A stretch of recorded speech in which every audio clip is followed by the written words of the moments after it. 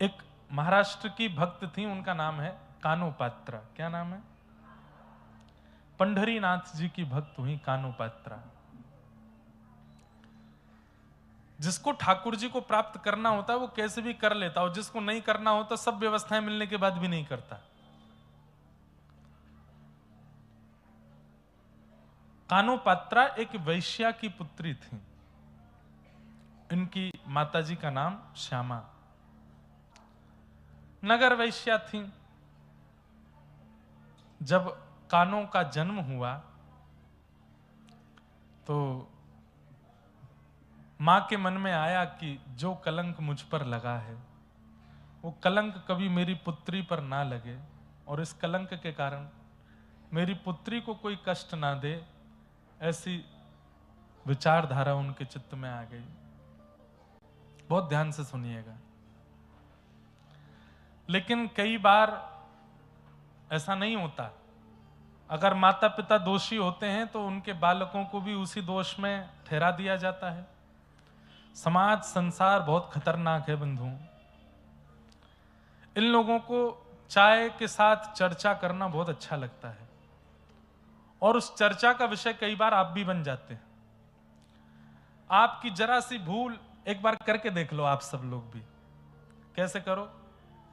कुछ ऐसा करके देखो, भले नाटक के रूप में करो जिसपे घर वाले थोड़े से चर्चा का विषय बना लें। और इसमें सबसे बढ़िया है कि जो आप काम धंधा करते हो 10-15 दिन के लिए उसको बंद कर दो, कमाई का जरिया रोक दो। कुछ ऐसा करो, फिर देखो चाय की चर्चा पर आप बिस्कुट से ज्यादा आप खाए जाओगे। लोग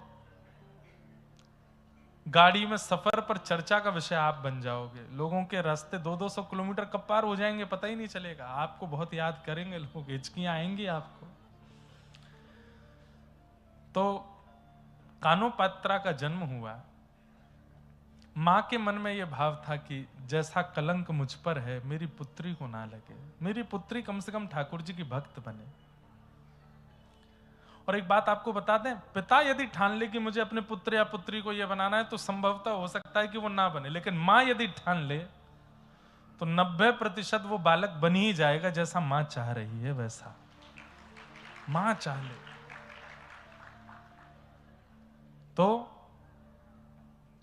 अधिकतर हमारे समाज में एक भ्रांति आ गई है कि पुत्र के लिए तो माताओं की इच्छा रहती है धनवान बने, इंजीनियर बने, डॉक्टर बने, और क्या कहते हैं खूब धन कमावे, नाम कमावे, यश कमावे। पुत्री के लिए आ जाता है सुशील बने, सौभाग्यवती बने, भक्त बने। इसलिए माताएं ही ज्यादा भक्त होती हैं। इसलिए कथाओं में भी संख्या सबसे ज्यादा माताएं बहनों की होती हैं। क्यों? उनकी माताजी ने भी यही सोचा था कि ये भक्त बने, घर में रहे, ठाकुर जी की सेवा पूजा करे, भोग प्रसाद बनावे, जब ब्याह हो जाए तो ससुराल में जाकर के भी वहां पे भी वहां के ठाकुर जी की सेवा आदि करे। माता ही सेवक होती हैं ठाकुर जी की। भाई लोगों के लिए विचार ही नहीं करते, उसके लिए तो धनवान का विचार करते हैं। उसके लिए तो समाज संसार में कमाने वाला बने, वो तो वो बन भी जाता है वैसा। तो कानोपात्रा की मां ने सोचा कि मैं तो कलंकिनी हूं, मुझ पे तो कलंक लगा है वैश्या का, मेरी पुत्री पर ना लगे। धीरे धीरे पुत्री बड़ी होने लगी।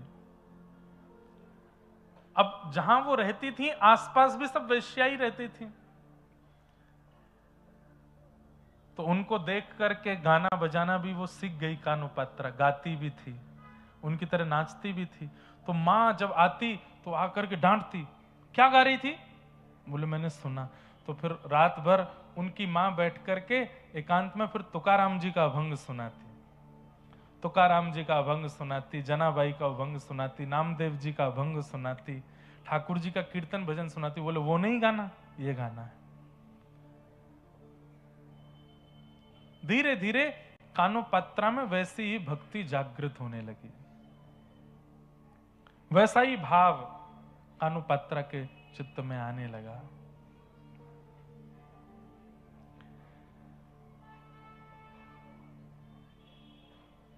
मंदिर जाने की इच्छा करती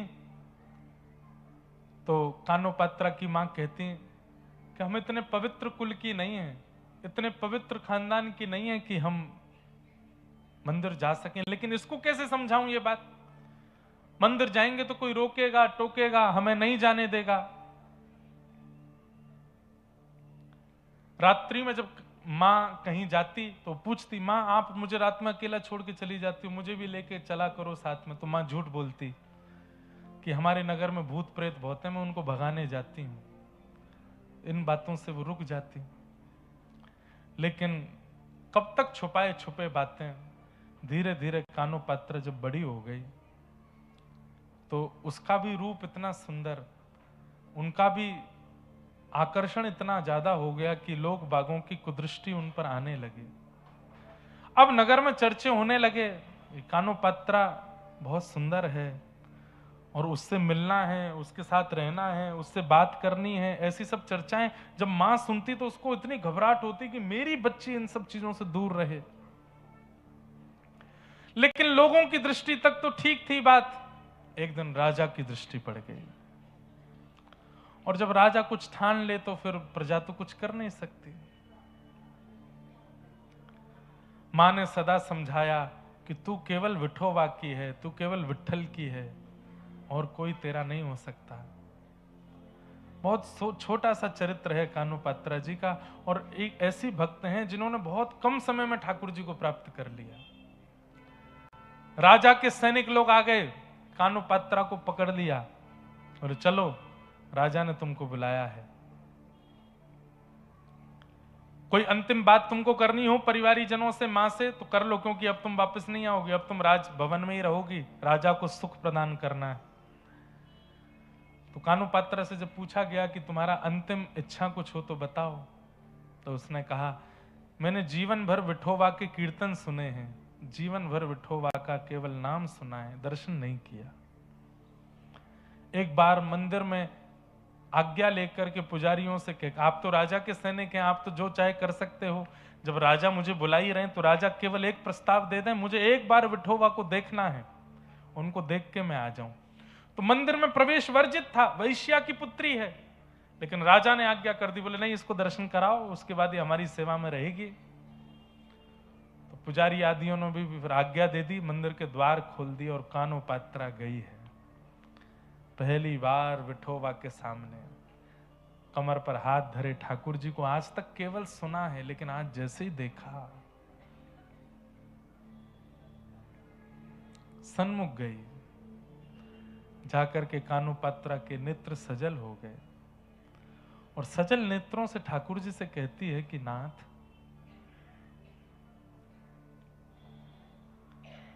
मैं आपकी हो चुकी हूं, बचपन से मैंने आपको अपना मान लिया है, आपने मुझे माना कि नहीं ये मुझे नहीं पता, पर मैं आपको अपना मान चुकी हूं। अब आपके अलावा यदि मेरा कोई स्पर्श भी करे, मेरा कोई वर्ण करे, तो इसमें मेरी कोई लाज नहीं जाएगी, आपकी लाज जाएगी। अरे कोई बहुत बड़ा व्यक्ति यदि सामान्य को अपने जीवन में बुला करके कुछ समय बाद उस सामान्य का त्याग कर दे तो सामान्य पर कुछ नहीं जाएगा, उस बड़े की निंदा होती है। हम सामान्य जीव हैं, हम आपकी शरण में आए हैं, आपके चरण में आए हैं नाथ, मैं आपकी शरणागत हो गई हूं। और सुनिए, मैंने सब जगह फैला दिया है कि मैं आपकी हूं, मैंने नगर नगर में गांव गांव में जाकर के कह दिया है मैं आपकी हूं, और आपके बाद यदि वो राजा मुझको स्वीकार करेगा तो इसमें आपकी बड़ी निंदा होगी नाथ। अब वो राजा मुझे स्पर्श भी ना कर पाए, ऐसी योजना आप बनाओ। प्रभु जी मोरी क्या बिगड़ेगी, जाएगी लाज तुम्हारी, तुम्हारी जाएगी लाज तुम्हारी। हरि जी मोरी क्या बिगड़ेगी, जाएगी लाज तुम्हारी, तुम्हारी जाएगी लाज तुम्हारी। मुपति पाँच पाँच के तुम पति सो पति काहे बिसारे, भीष्म द्रोण और कर्ण दुशासन इन मोरी लाज बिगाड़ी, हरि जी मोरी क्या बिगड़ेगी, जाएगी लाज तुम्हारी, जाएगी लाज तुम्हारी। सूरदास पाछे पछतई हो, आप पीछे पछताओगे जब मोहे देख उघारी। वैसे तो द्रौपदी के चीर हरण के प्रसंग का पद है, परंतु हर भक्त ठाकुर जी से कह सकता है कि नाथ, यदि ये संसार मुझे अपने चंगुल में फंसा रहा है तो इसमें मेरा कुछ नहीं जाएगा। मैं तो अपने आप को आपके सन्मुख अर्पित कर चुका हूं, अपने आप को आपके हवाले कर चुका हूं। अब आपके हवाले आने के बाद कोई और मुझे स्वीकार करे, इसमें मेरा कुछ नहीं बिगड़ेगा।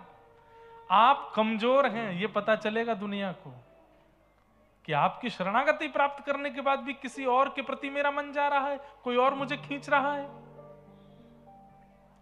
कानोपात्रा ने ठाकुर जी से कह दिया, और यदि आप मुझे स्वीकार नहीं करे हैं तो फिर आप पूरे पंढरपुर में जाके घर घर में जाके बता दीजिए सबको कि कानोपात्रा को मैंने स्वीकार नहीं किया।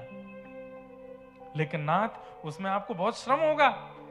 इतने हजारों घरों में हर घर में जा जाके आपको बोलना पड़ेगा कि कानोपात्रा मेरी नहीं है, कानोपात्रा मेरी नहीं है। इतनी हजार जगह जाकर के आप श्रमित होंगे, उससे अच्छा तो इस कानों को स्वीकार कर लीजिए ना। ये सामने खड़ी है, द्वार पर खड़ी है आपके, हाथों में हथकड़ियां, पैरों में बेड़ियां, सैनिक तलवार लेकर के खड़े हैं। कानोपात्रा हाथ जोड़ करके ठाकुर जी से कह रही है कि नाथ, मैं आपको मान चुकी हूं अपना, अब आप भी मुझे मान लो। एक क्षण के लिए एक दिव्य तेज प्रकट हुआ, सबके नेत्र बंद हो गए, सब अपनी आंखें छुपाने लगे, और एक क्षण बाद जैसे ही वो तेज विश्राम हुआ, हथकड़ियां रह गई, बेड़ियां रह गई, कानोपात्रा अंतर ध्यान हो गई। विठोबा ने अपने भीतर उसको समाविष्ट कर लिया, अंतर ध्यान हो गई, तन पड़ा रह गया वहीं पर और विलीन हो गई ठाकुर जी में।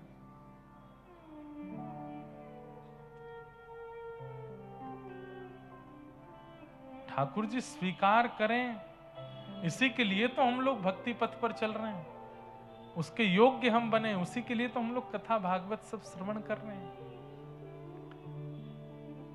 करने की ठान ले कोई मन में तो कर सकता है, हमने ठाना नहीं है अभी। वो डेडिकेशन जैसा होना चाहिए वो आया नहीं है अभी। अरे जिसके अंदर डेडिकेशन हो जाता है वो घर भी इसी भाव से बनाना, घर नहीं बना रहे, निकुंज बना रहे हैं ठाकुर जी का, विवाह नहीं कर रहे हैं, एक सहचरी ला रहे हैं ठाकुर जी की सेवा के लिए। ये संतान उत्पत्ति नहीं हो रही है तो ठाकुर जी की सेवा अधिकारी आ रहे हैं घर में, खाना नहीं बन रहा है, भोग बन रहा है ठाकुर जी के लिए। सजावट घर की नहीं हो रही है, ठाकुर जी के निकुंज की हो रही है। हम कौन हैं? घर के मालिक नहीं है, घर के मालिक ठाकुर जी, हम तो उनके दास हैं, सेवक। हर परिस्थिति, गाड़ी नहीं खरीद रहे हैं, रथ लेकर के आ रहे हैं ठाकुर जी के लिए, कभी कहीं जाना पड़े ठाकुर जी बैठ के जा सके। हर व्यवस्था ठाकुर जी के संबंध की हो जाए हमारे जीवन में, तभी हमारा जीवन सार्थक है। बाकी दो जगह पैर रखे रहो, भक्ति भी कर लो, संसार को भी स्वीकार कर लो, उससे कुछ नहीं मिलने वाला।